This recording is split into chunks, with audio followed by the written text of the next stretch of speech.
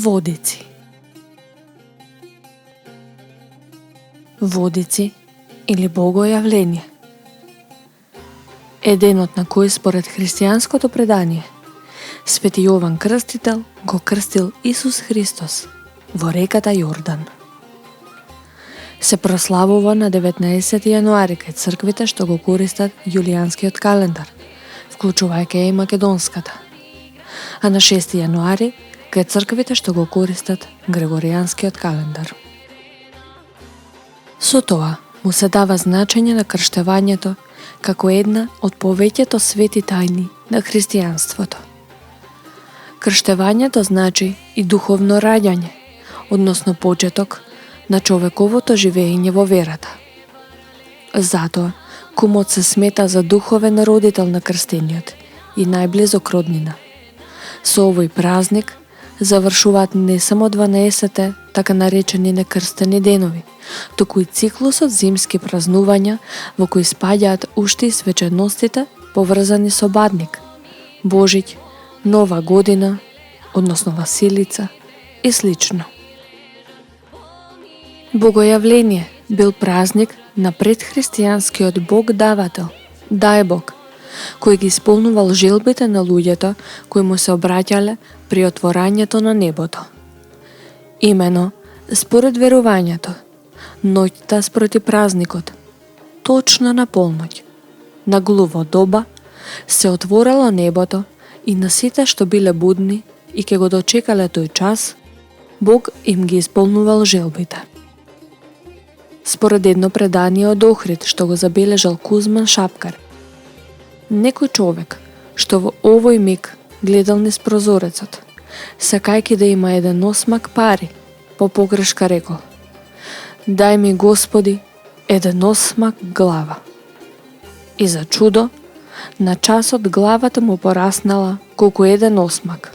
Не можел да си тргнит назад од пенџерата и му останала надвор од пенџерата, а тој како закоан на неа. Тој час, како што се верува, и водите престанувало да течат за миг и биле многу лековити.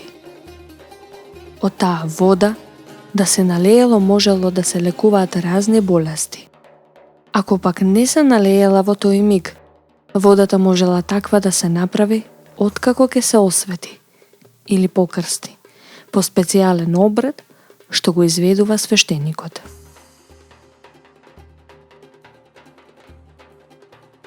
Водици се празнува 2 дена. Првиот ден, на 19 јануари, освен богојавление и водици, уште се вика и во Јордање, и машки водици. А вториот ден, на 20 јануари, собир на Свети Јован Крстител, се вика и женски водици. Како што забележал Кузман Шапкарев, во минатото во Скопје бил познат обичајот капење на младоженците. Првиот ден од празникот ги бањале зетовците и машките деца првенци, а вториот ден невестите и женските деца, исто така првенци. Овој обичај се изведувал на тој начин што ги носеле на реката Вардар, а таму попот по специјален обред ги побрскувал со пеана вода. Познато е дека на првиот ден од празникот по коледица одат само мажите, а вториот ден само жените. Денес традиционално во Македонија во речиси сите населени места свештениците го фрлаат ритуалниот крст во некоја поголема вода, односно река, езеро или базен, а луѓето скокат во водата и се обидуваат да го фатат крстот. Се смета дека на тој ден сите води се крстени и исто така оној што ќе го најде крстот ќе биде среќен во следната година. Овој ритуал го символизира влегувањето на Христос во реката Јордан. Во библиската Палестина, на реката Јордан, се слушал гласот на пророкот Свети Јован Крстител, кој ги повикува луѓето да се покајат за своите гревови и да примат крштение. Ги крштевал луѓето од Јерусалим и од цела Јудеја и Господ Исус Христос доаѓа при Јована на Јорданските води. Тој ја позна величината на Христовата божествена природа и затоа зборува: Еве го јагнето Божјо, кое ги зеде гревовите на светот врз себе. Тој го крштева Христа во реката Јордан. Со тоа Христос го потопи прародителскиот грев и гревовите на сите луѓе од постоењето на светот. Штом се крстил, излегол од реката, му се отвориле небесата и Духот Божи во телесен вид како голуб се спуштил над него. Глас од небесата говорел: Овој е мојот возљубен син, кој е по мојата волја. Гласот на Отецот е упатен кон неговиот син, но поради него ги повикува сите луѓе од светот да станат синови и ќерки Божји. Карактеристично за празникот Водици е што тој се празнува во поголеми или помали групи што се викаат компании, кумства или братства. Некаде тие групи се формираат помала, а некаде по фамилии.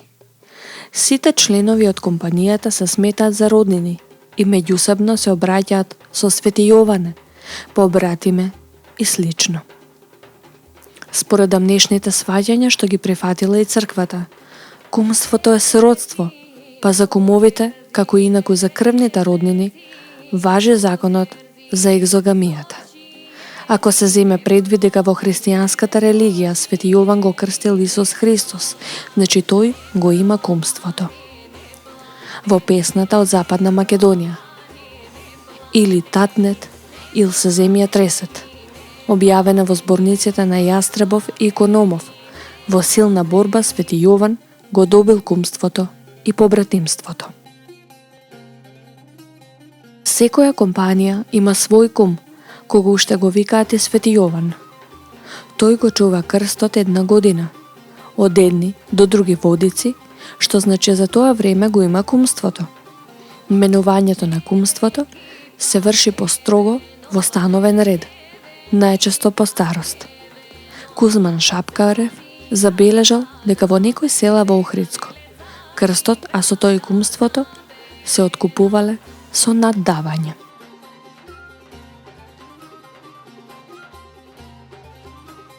Еден ден пред празникот, на 18-ти, е водокрштение.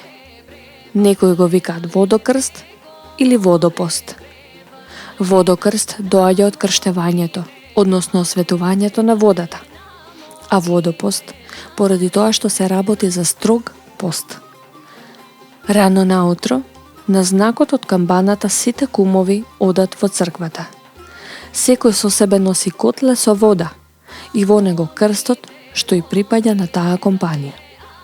Откако попот ќе ги провери сите крстови дали се правилно врзани со босилекот, треба да има толку гранчиња колку што има куќи компанијата. Ги пее сите крстови заедно, а со тоа ја осветува и крштева водата. Со овој чин, оваа вода добива профилактичка моќ.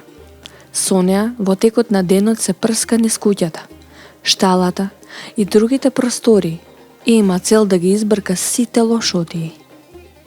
Прскајќи од оваа вода, кумот благословувал: Кај што помина чесен крст, да е чесно берикетно. Кај што капнала капка вода, сребро и злато да капит, да се родит берикетот.